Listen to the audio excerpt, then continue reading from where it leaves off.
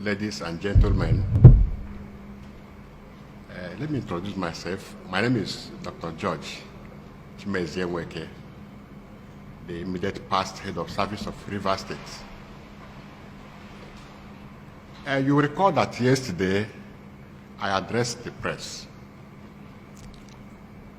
After some hours of addressing the press, I saw a video of my wife trending online that I was kidnapped and that I made my statement under duress.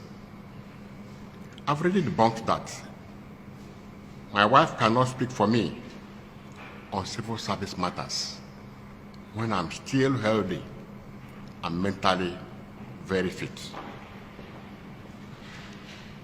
Let me say it again. I was not kidnapped. Thank God you heard her when she said that I flew from Port Harcourt to Abuja. I flew with Igbo Air. At least no kidnapper can carry me on a flight. And I know probably, and I believe, that she would have been misinformed.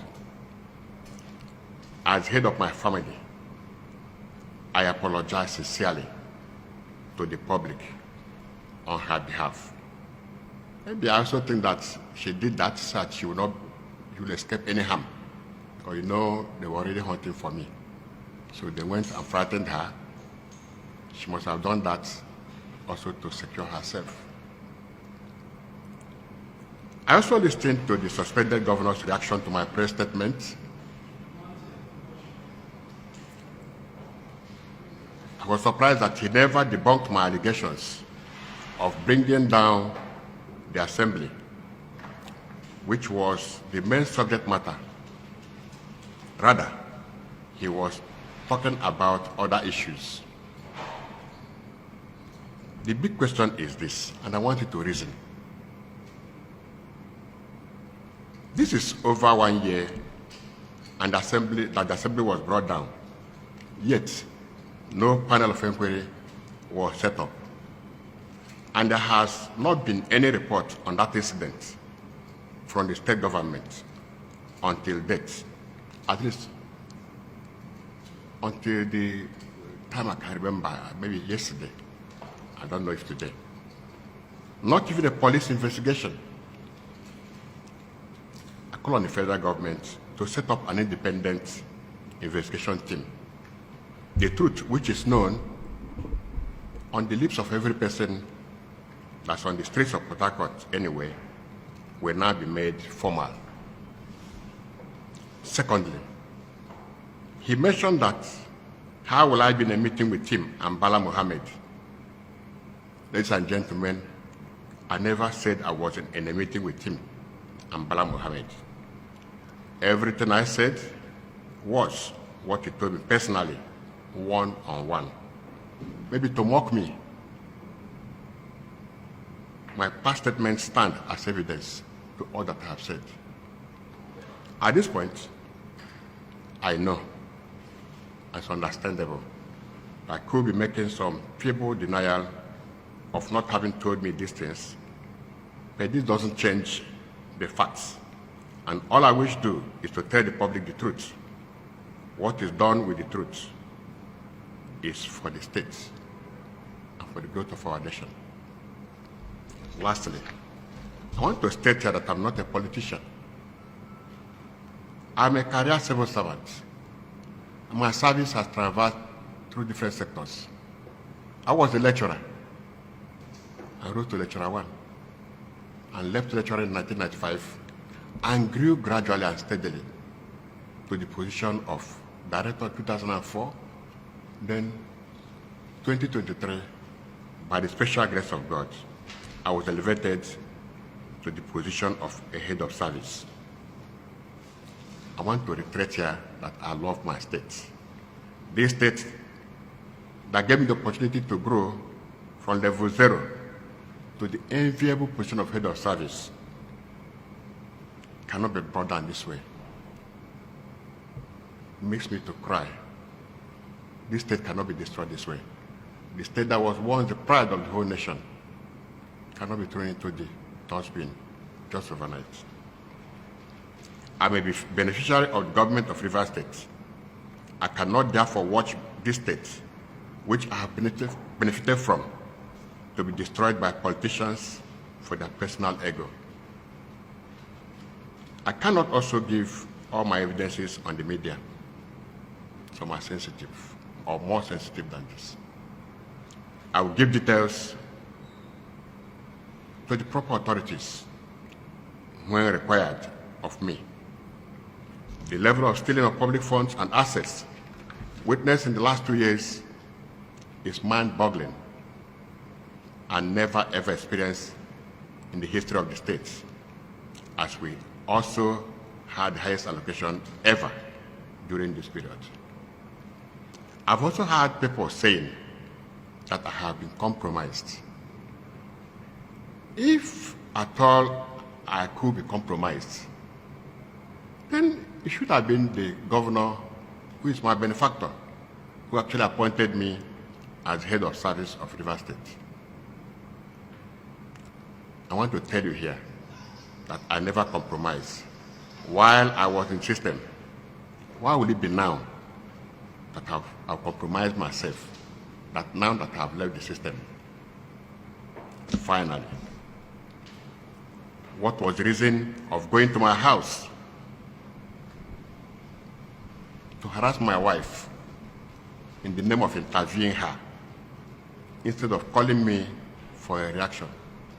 Why did they go to harass my wife? This is so personal to me because they brought my wife to public disgrace. Let me also advise my fellow citizens of Rivers State that they should not destroy our state for peanuts. Let me advise politicians, please, don't destroy your state for peanuts. Condemn what is bad. Evil is evil. And bringing down a parliament is evil. Targeted national assets for destruction is evil. Intentionally whipping up tribal and sectional settlements is evil. We must condemn this. I've also spoken to my wife, who I can tell you that I am her chief security officer. I have directed her to meet me where I am, or where I will meet her up in Port Harcourt soon. After I've told her to stay in the security office in Port Harcourt, I'll meet her soon when I finish what I'm doing here. And she's on her way to that place. I sincerely apologize to her for whatever stress she has passed through, but I know that she and my entire family and my community will be proud of me, especially her. She's proud that she married a man that can make an extreme sacrifice for society, for justice, and for good governance. Finally, to Mr. President and security agencies, I beg you, don't sweep this under the carpet. Please. Don't sweep this under the carpet. Come and save Rivers State from destruction.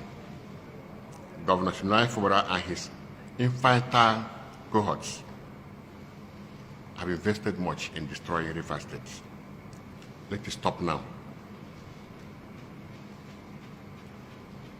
Let me say here that this may be the last conference I will grant on this matter, as I am not financially buoyant to continue on this trajectory. The rest that I will do will be with security agencies.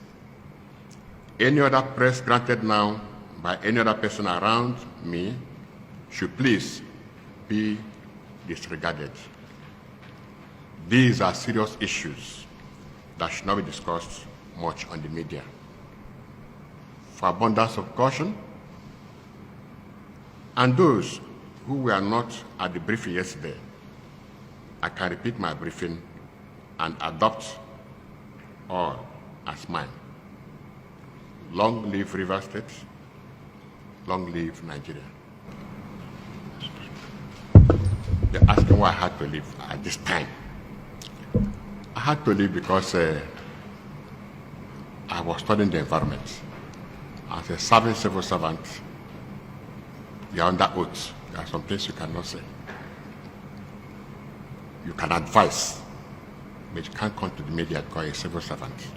If you make any error, I don't know if any of you from NT or state media, if you are sacked on your job, you may not, nobody may explain it.